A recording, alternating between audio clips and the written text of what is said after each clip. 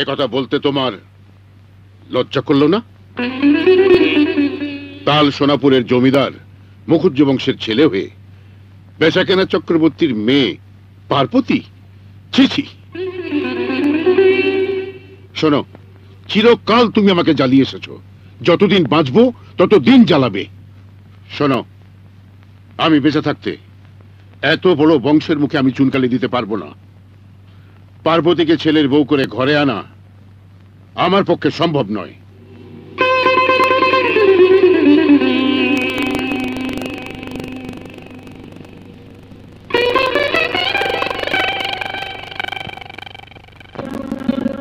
দেবা, দেবা, দেবা, দেবা, দেবা।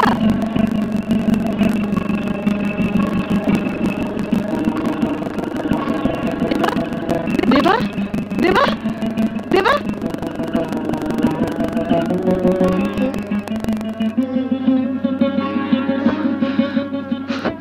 দেবা, এসব কি করছিস? কলকাতায় যাচ্ছি। তা আজই কেন? হ্যাঁ, আজই। দেবা, দেবা, দেবা, দেবা, দেবা, দেবা, শোন আমার কথা শোন। দেবা, দেবা, দেবা, দেবা। ঠাকুর পুজো রাগ করে কলকাতা চলে যাচ্ছে গো। তাতে তোমার কি? এসব এসো বলছি। কি গো? ঠাকুরপো কলকাতায় চলে গেল, দৌড়াতে আর পাচ্ছি না।